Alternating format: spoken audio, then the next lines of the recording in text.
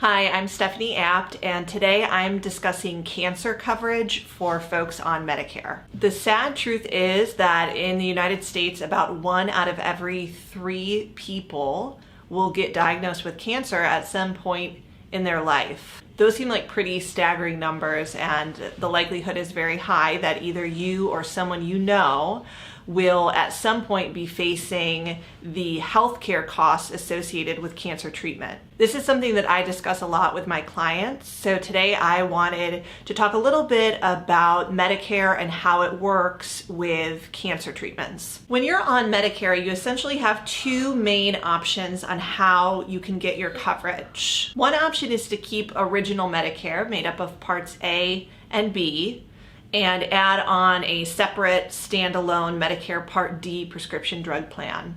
And if you go this route or you take this path, then usually you add on a Medicare supplement plan as well, like a Plan F or a Plan G or a Plan N. Now these supplement plans help to pay the out-of-pocket costs that Medicare doesn't cover, and we'll talk a little bit more about that in just a moment. The other path or the other option is to do a Medicare Advantage plan, also known as Medicare Part C.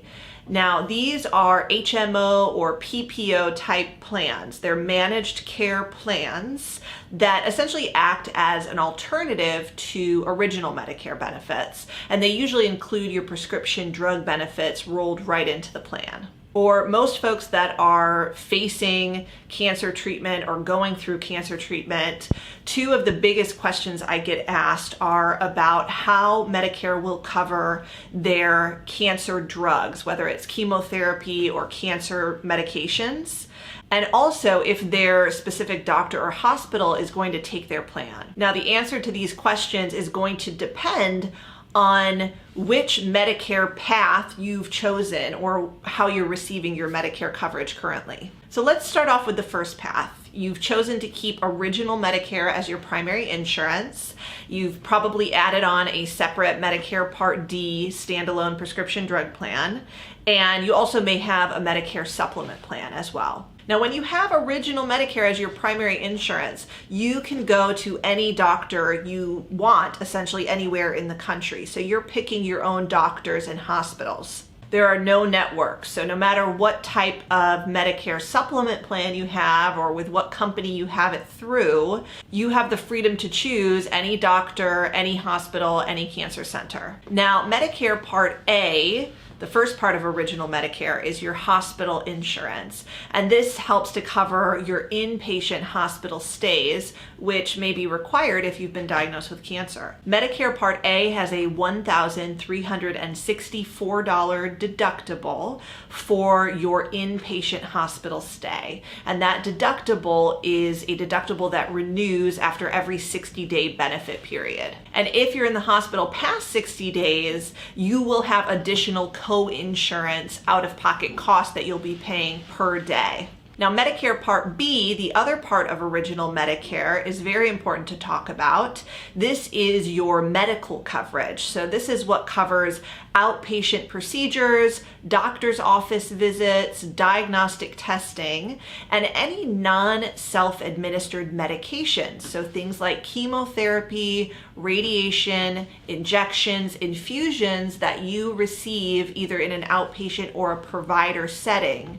Those things are covered by Medicare Part B. Medicare Part B has an annual deductible of $185 this year.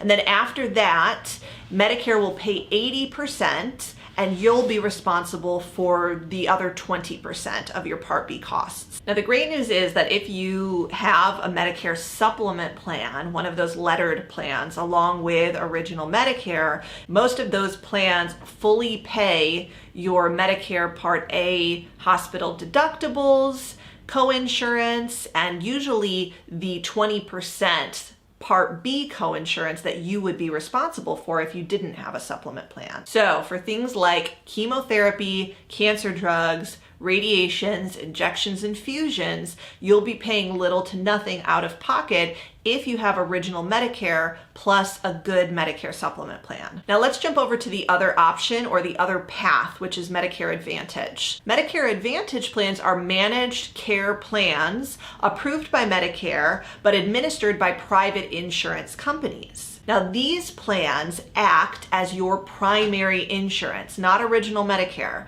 So if you have a Medicare Advantage plan, you're going to be using that plan's network of doctors and hospitals. Now, there are some big hospitals or cancer centers like MD Anderson Cancer Center here in Texas is a good example that accept really little to no Medicare Advantage plans. So you will want to be sure and check with your plan to see which doctors and which hospitals are in that plan's network. Medicare Advantage plans do have very low monthly premiums, and many are as low as $0 a month in most areas. They usually include your prescription drug benefits rolled right into the plan. However, these plans do have set co-pays and co-insurance and out-of-pocket dollar amounts that they assign to specific Medicare covered services. And these co-pays and these out-of-pocket costs will vary from one plan to another. Now, if we're talking about cancer treatment, one big thing to note is that most Medicare Advantage plans do require you to pay that full 20% for Medicare Part B covered drugs, things like chemotherapy, cancer drugs, and outpatient non-self-administered medications. And you'll have to pay that 20% until you've satisfied your particular plan's out-of-pocket maximum for that calendar year. Now, the out-of-pocket maximum for most Medicare Advantage plans is around $6,700 per year if you're in network, can be more if you're out of network. So this is where Medicare Advantage plans can end up costing you a bit more due to their limited coverage of Medicare Part B covered cancer medications. Overall, whether you're currently facing cancer treatments or not, you do want to be aware of how your specific plan and your specific Medicare coverage is going to cover these types of treatments and what you can expect to pay out of pocket.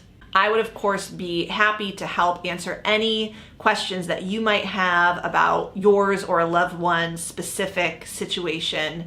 You can always feel free to give me a call or to shoot me an email. Again, my name is Stephanie Apt. Thank you so much for watching, and we'll see you soon.